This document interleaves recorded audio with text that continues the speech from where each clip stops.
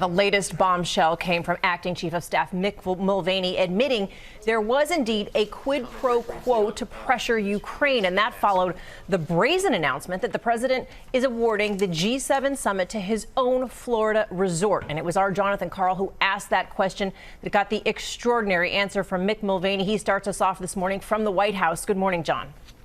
Good morning, Cecilia. Mick Mulvaney is the key player here because he is the official who the president directed to freeze aid to Ukraine. And when he responded to my questions, he was crystal clear about why the president wanted him to do it. Did he also mention to me in the past the corruption related to the DNC server? Absolutely. No question about that.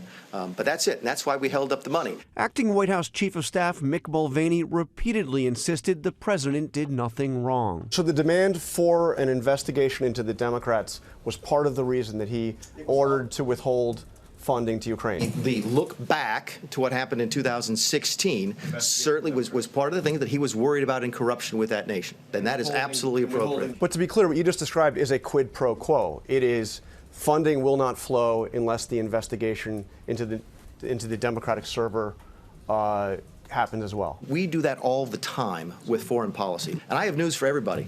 Get over it. There's going to be political influence in foreign policy.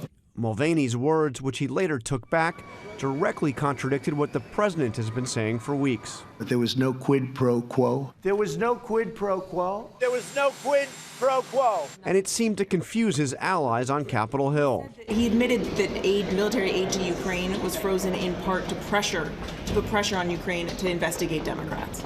So Mick Mulvaney just said what you said? Yes. Okay, I don't know. I'd like to know what that means. Democrats who have been investigating whether there was a quid pro quo pounced. Things have just gone from very, very bad to much, much worse. Mulvaney had said exactly what was going on. There was a quid pro quo. All this unfolded as the president confirmed that his Secretary of Energy, Rick Perry, a main player in the administration's dealings with Ukraine, is resigning.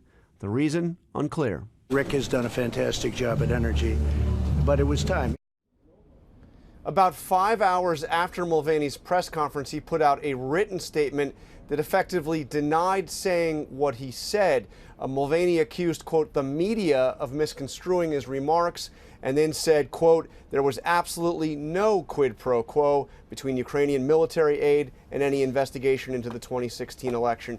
But that is not what he said at the press conference. In fact, when I directly asked him if there was a quid pro quo, he said, quote, we do that all the time with foreign policy. George, it was interesting that Mulvaney's written statement came after the president's outside legal team put out a statement saying that they had nothing to do with his press conference. Yeah, and the Justice Department said they were surprised as well. It was such a big surprise to see him say that about no quid pro quo, but this press conference was called to announce that the G7 summit was being awarded at President Trump's hotel. Here's what Mulvaney said about that.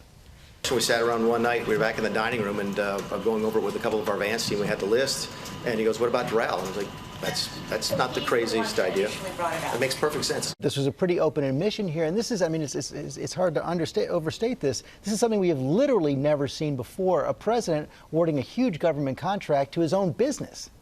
Yeah, now he said that they're going to do it at cost, and he said that they actually went through a process and looked at a dozen different properties and confirmed the president's recommendation to do it at his own property. It is really extraordinary and may end up being part of the impeachment process because it's the president being, doing what the Democrats have accused him of, which is doing something that appears at the very least to be for his personal benefit. Yeah, self-dealing. Okay, John, thanks very much. Let's dig into that now with our chief legal analyst, Dan Abrams, and let's begin right there, Dan, because this awarding of the government contract to his own hotel potentially violates the Constitution in two different ways. Right. It's called the Emoluments Clause, and it's one of these things that we've sort of put to the side as of late. Said, you know what? There have been courts that have dismissed certain lawsuits based on the Emoluments Clause. People have said, this is not going to be the issue that's going to bring down the president. And yet here you are with what seems like a direct violation of the Emoluments Clause. As you point out, two references in the Constitution. One is the Foreign Emoluments Clause, and that's a situation where no foreign king or no foreign state is supposed to give a gift or anything of value to anyone in the federal government without without congressional approval. But then there's the domestic one, which is actually more relevant here, which is basically says the president's salary is just supposed to be his salary. And no federal or state officials can give him anything of benefit. And the concern was that federal officials would be trying to, in effect, pay off the president, give him benefit. And so that's the one where you've got to say, if this isn't an example of it, what might be? Right, and that's why it's going to be looked at by the Democrats in the House, no doubt about that. Meantime, this admission from Mick Mulvaney that there was a quid pro quo, this had been the main defense against impeachment by the president and his allies. Right. Again and again, we would say, well, there's no quid pro quo. Do you need a quid pro quo, et cetera? And again, this isn't as much a legal issue as it is an issue for Congress with regard to potential abuse of power. Once you lose the quid pro quo defense, then the question is, okay, are we just simply saying it's perfectly fine to put pressure on a foreign government, not for something that's in the benefit of the United States, but something that's in the benefit of the president? Well, and that's what Mick Mulvaney appeared to be saying yesterday, saying get over it. The question is, will all those senators and members of the House agree? Well, and that's the key question is, watch the senators. It seems pretty clear at this point that the House is likely to impeach. And people keep saying that it's very unlikely the Senate will convict. Keep an eye on those jurors. Those are the jurors here.